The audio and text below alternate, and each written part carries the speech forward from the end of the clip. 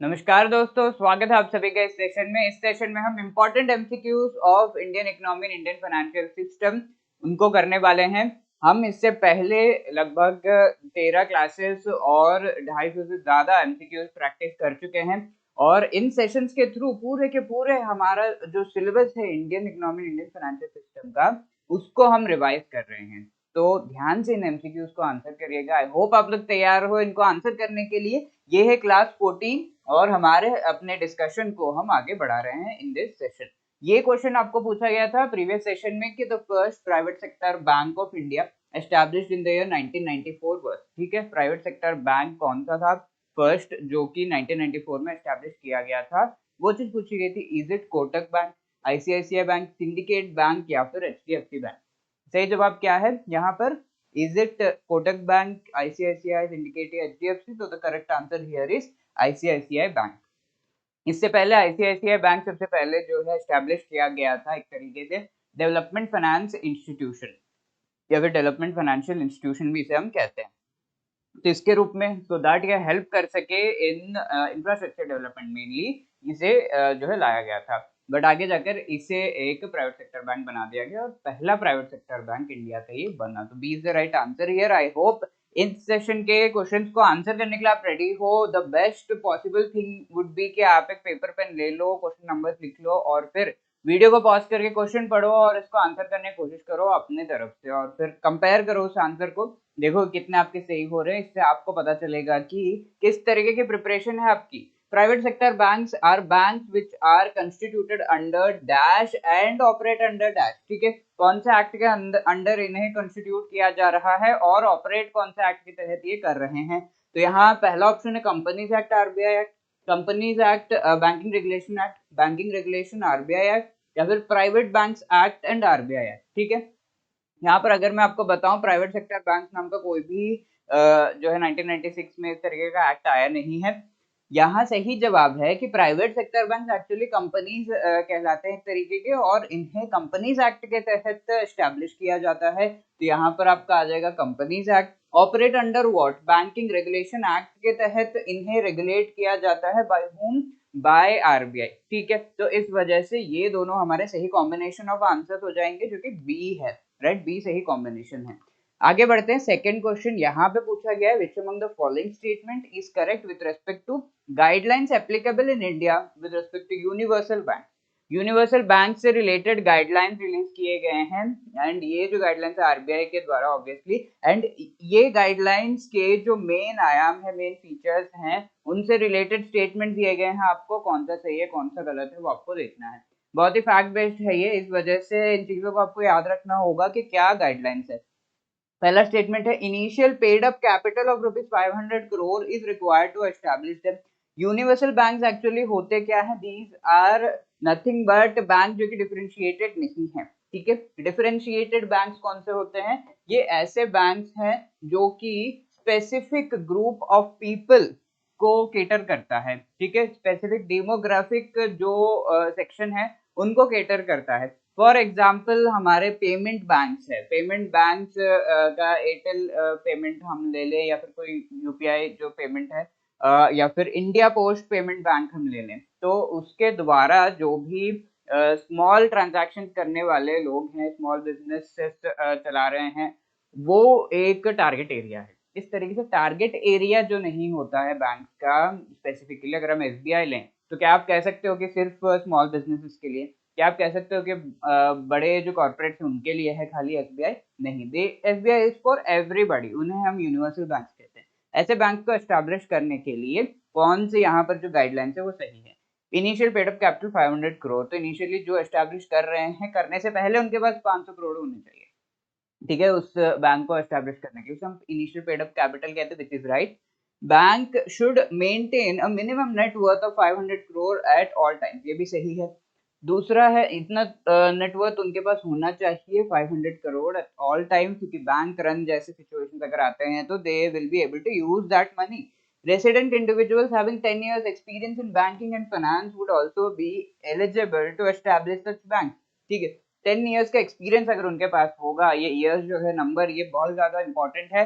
10 years का experience in banking and finance अगर उनके पास है तो रेसिडेंट भी इसे एस्टेब्लिश कर सकते हैं। अगर इनके पास इतना पेड अप कैपिटल है और इतना नेटवर्थ वो मेंटेन कर पा रहे हैं, right, all of these things जो है एक साथ होने चाहिए, ये सारे criteria. The bank should open at least 25% of its branches in unbanked rural areas. ठीक है, ये मैंडेटरी है कि 25% उनके जो ब्रांचेस है वो अनबैंक्ड रूरल एरियाज, ताकि जो अंडरसर्व्ड रीजन्स हैं वहां तक बैंकिंग के जो सर्विसेज है वो पहुंच पाए। ये सब सारे के सारे सही है, यहाँ पर जो नंबर्स है वो भी सही है, आपको इनको ध्यान में रखना है। D is the right answer, 1 2 3 and 4। अगर आपने डी जवाब दिया है that is absolutely correct, great guys. Okay, third question आपके सामने, which among the following is or are the modes by which foreign banks can operate overseas. ठीक है, foreign bank, lets say USA में एक bank है, bank of America, they want to open a branch, they want to operate in India. ऐसे में वो क्या कर सकते हैं, एक तो वो ब्रांचेस ओपन कर सकते हैं, क्या वो सब्सिडियरीज भी ओपन कर सकते हैं, रिप्रेजेंटेटिव ऑफिस भी ओपन कर सकते हैं, ये चीज आपको पता होनी चाहिए, राइट। तो यहाँ पर तीनों ही मोड्स में ये इंडिया में ऑपरेट कर सकते हैं, राइट। तो इंडिया में वो अपना खुद का एक ब्रांच, ओवरसीज ब्रांच जो है ओपन कर सकते हैं, वो सब्सिडियरी ओपन कर सकते हैं, उनके नीचे एक लेट्स से कोई बैंक है या फिर थोड़ा अलग सा नाम है, ऐसे देकर उन्होंने ओपन कर दिया। रिप्रेजेंटेटिव ऑफिस भी ओपन कर सकते हैं, ये एक ऑफिस रिप्रेजेंट करता है उस बैंक को और उस बैंक से रिलेटेड जो फैसिलिटीज हैं उनको पहुंचाने में, और उनसे रिलेटेड मार्केटिंग एक तरीके से करता है इंडिया में, राइट। तो ये तीनों ही मोड्स होते हैं जिनके थ्रू फॉरेन बैंक्स इंडिया में जो है एस्टेब्लिश कर सकते हैं उनके जो भी ऑफिसेस हैं, और वो ऑपरेट कर सकते हैं इंडिया में, एंड ओवरसीज वो ऑपरेट कर सकती है। तीनों मोड्स वर्ल्ड वाइड भी है and even in India.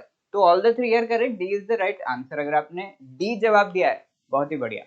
Fourth question आपके सामने, which among the following is or are correct with respect to local area banks. Local area bank से रिलेटेड यहाँ पर पूछा गया है। तो ये लोकल एरिया बैंक्स नाम से ही हमें पता चल रहा है स्पेसिफिक एरिया में वो जो है अपना हेडक्वार्टर्स और साथ में ब्रांचेस भी एस्टेब्लिश करते हैं, और एक स्पेसिफिक रीजन या एरिया को वो केटर करते हैं। ठीक है, each local area bank is registered as a public limited company under the companies act. तो इसे किस एक्ट के तहत एस्टेब्लिश किया जा रहा है, is it companies act. Local area bank से शेड्यूल्ड बैंक, क्या ये शेड्यूल्ड बैंक है? अब शेड्यूल्ड बैंक का जब मतलब मैं पूछूं तो आपको याद होगा कि शेड्यूल 2 ऑफ आरबीआई एक्ट जो है उसमें हम देखते हैं कि कुछ बैंक्स लिस्टेड हैं और उन्हें कुछ स्पेशल फैसिलिटीज मिलते हैं। क्या special facilities? For example they can borrow from RBI, कभी भी जब भी उनको जरूरत है वो बोरो कर सकते हैं। दूसरी बात ये कि वो मेंबर्स बन सकते हैं ऑफ क्लियरिंग हाउसेस। ठीक है, ये चीजें हम पिछले सेशन में डिस्कस कर चुके हैं। क्या लोकल एरिया बैंक्स भी ऐसे शेड्यूल्ड बैंक्स हैं? LABs have jurisdiction over a maximum of 3 contiguous districts। ठीक है, ये पूछा गया है कि 3 कंटिन्यूअस एक दूसरे से जुड़े हुए जो आसपास डिस्ट्रिक्ट्स हैं, मैक्सिमम 3 डिस्ट्रिक्ट्स में ये ऑपरेट कर सकते हैं, इससे बाहर नहीं जाना, तभी तो लोकल एरिया होगा। ओके, इज इट ट्रू, वो पूछा जा रहा है। तो सारे ही स्टेटमेंट यहाँ पर सही हैं। मैं आपको बता दूं कि वो जो है कंपनीज एक्ट के तहत, सॉरी ये सेकंड सही नहीं है, पहला स्टेटमेंट यहाँ पर सही है। कंपनीज एक्ट के तहत वो एस्टैब्लिश होते हैं, but they are not scheduled banks. ठीक है, they are not scheduled banks. Schedule 2 जो आरबीआई एक्ट का है उसमें उन्हें लिस्ट नहीं किया जाएगा। जो फैसिलिटी शेड्यूल्ड बैंक को मिलते हैं वो उन्हें नहीं मिलेंगे, राइट। स्टेट्स के द्वारा ज्यादातर इन्हें ऑपरेट किया जाता है। ये लोकल एरिया बैंक इसीलिए है क्योंकि मैक्सिमम 3 कंटिग्यूअस जो डिस्ट्रिक्ट्स है उसी में ये ऑपरेट कर सकते हैं, इससे बाहर वो नहीं जा सकते। ओके, तो इस वजह से ये कहा जाता है। तीसरा सही है, first and third are correct, second is not correct, इस वजह से सी हमारा सही जवाब हो जाता है। अगर आपने सी जवाब दिया है, great. Regional rural banks were established in the dash year, straightforward fact based question, 1934, 49, 67 या 75। तो 75 is the right answer। 1934 इस साल का, इस ईयर का क्या इंपॉर्टेंस है? आरबीआई एक्ट आया था इस ईयर में, ठीक है। और आरबीआई जो है नेशनलाइज कब हुआ? 1948 में। तो ये जो कुछ ईयर्स है बहुत ही ज्यादा इंपॉर्टेंट, आपको याद रखने हैं। आगे बढ़ते हैं। So the correct answer here was B. Okay, which among the following is or are correct? Definition of differentiated banks in India. तो अगर ये सेशन अच्छे से सुने हो तो आप ये आराम से आंसर कर सकते हो। डिफरेंशिएटेड बैंक की डेफिनेशन क्या है? It serves an identified geographical region, एक स्पेसिफिक रीजन को वो सर्व करता है it serves identified social region, एक सोशल ग्रुप जो है जो एक जगह पे रह रहे हैं उनको सर्व करता है। It serves an identified demographic segment, ठीक है, डेमोग्राफिक सेगमेंट का मतलब है अ ग्रुप ऑफ पीपल को वो सर्व करता है। It is not about a region, it is not about the geographical area, कोई एरिया नहीं, पीपल को वो सर्व कर रहा है।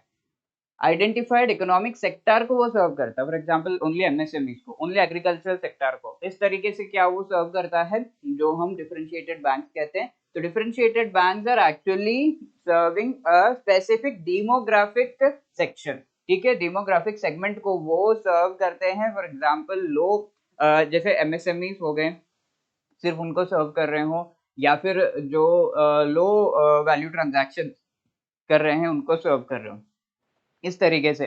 तो demographic segment, group of people को वो जो है एज अ फोकस लेते हैं। तो C is the right answer here. इस वजह से अगर आपने सी जवाब दिया that is great. Seventh question आपके सामने, which of these is correct with respect to payment banks in India?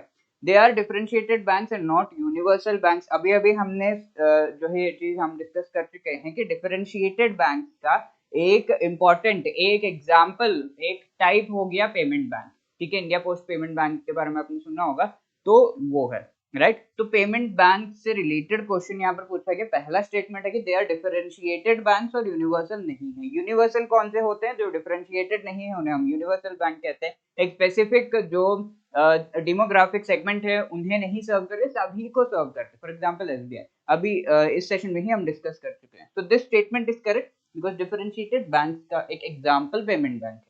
अब पेमेंट बैंक के और भी यहाँ पर प्रॉपर्टीज दिए हुए हैं। It needs to have a minimum paid up capital of ₹100 crore, they can not lend, ठीक है। तीनों ही यहाँ पर स्टेटमेंट सही है। Minimum paid up capital initial आपके पास 100 करोड़ होने चाहिए, then you can open a payment bank. They can not lend, वो जो है पैसे लेंड नहीं कर सकते, लोन में नहीं दे सकते, राइट। तो तीनों चीजें यहाँ पर सही है, D is the right answer. Eighth question आपके सामने, a resident individual professional with dash years of experience in banking and finance are eligible promoters of small finance bank, ठीक है। स्मॉल फाइनेंस बैंक्स के प्रमोटर्स होते हैं who can help establishing the small finance bank.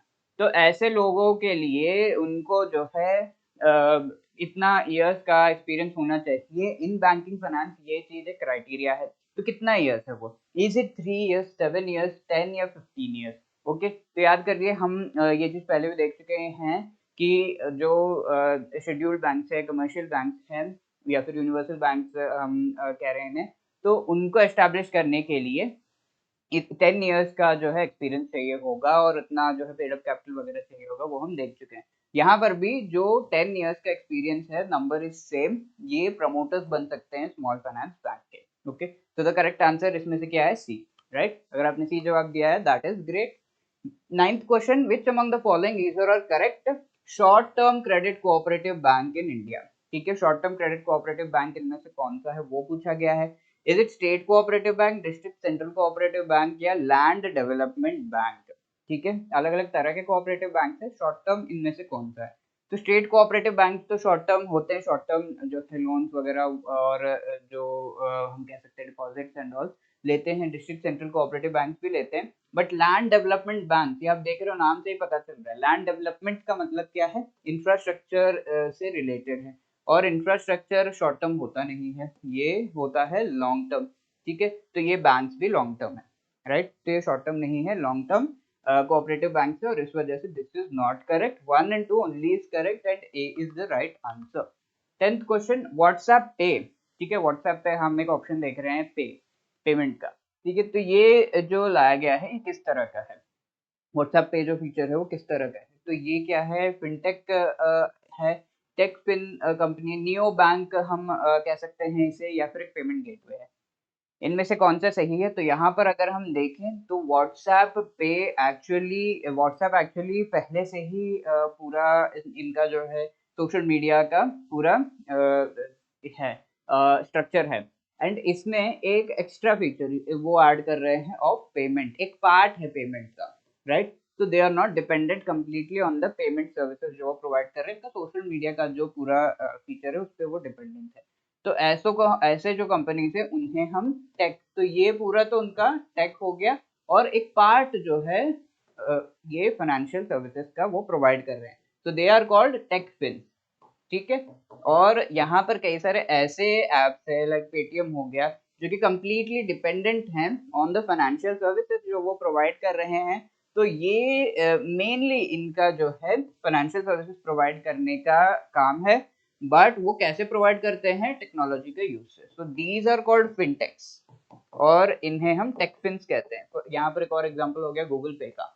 Google आप देख लो, Google से आप जो है बहुत सारी सर्विसेज वो प्रोवाइड करता है, पूरे एंड्रॉयड में सारे ऐप्स उनके हैं।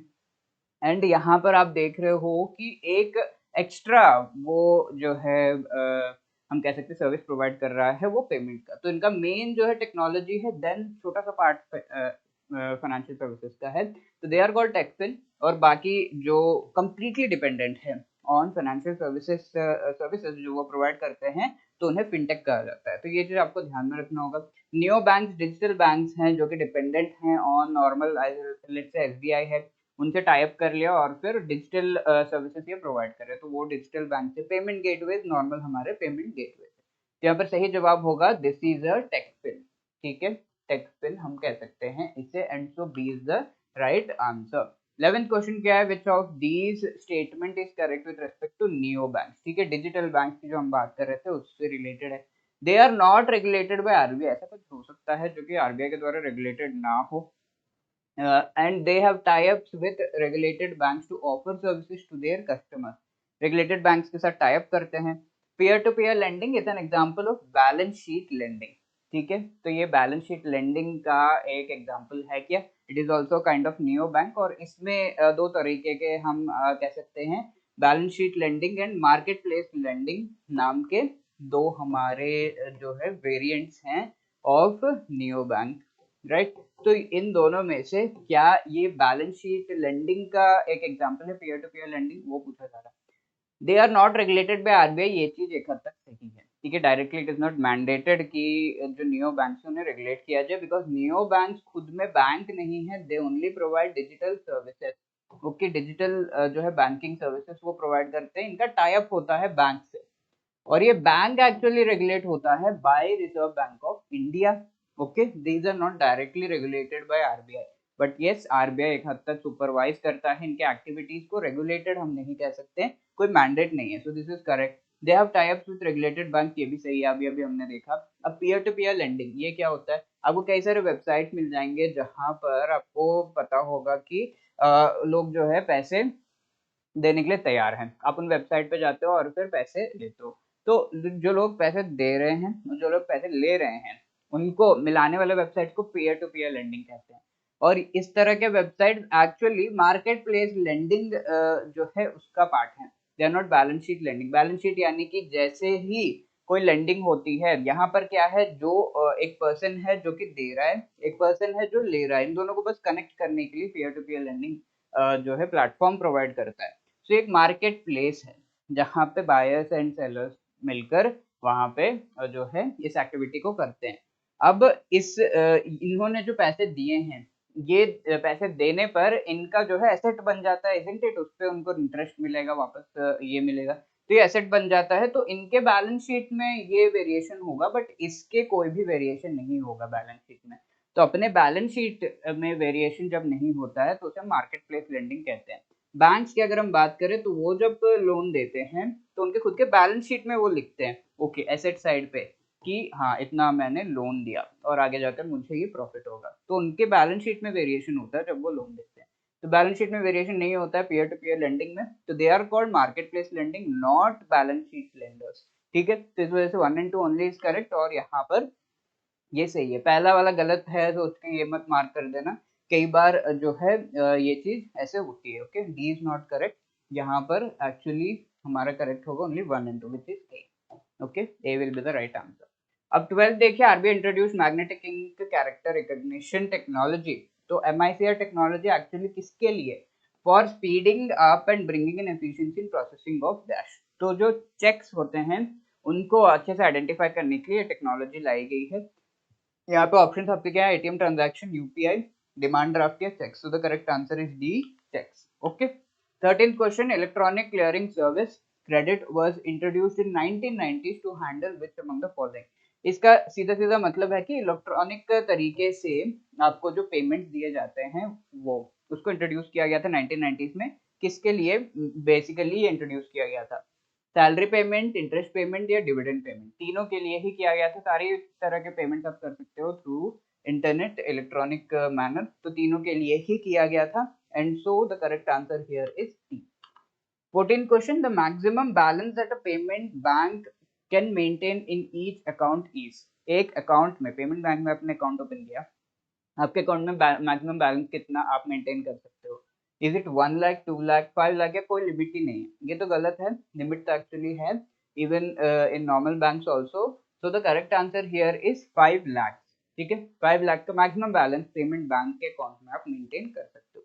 अभी 15 क्वेश्चन आपके लिए होमवर्क है। The minimum capital requirement for setting up a universal bank, universal bank को सेटअप करने के लिए मिनिमम कैपिटल रिक्वायरमेंट कितना होना चाहिए? 100 करोड़, 200, 500 या 750? आई होप आप लोग इस क्वेश्चन को जरूर आंसर करोगे। और अपने प्रिपरेशन से रिलेटेड कोई भी क्वेरीज हो तो you can call us on this number or drop a mail at hello@edutab.co.in।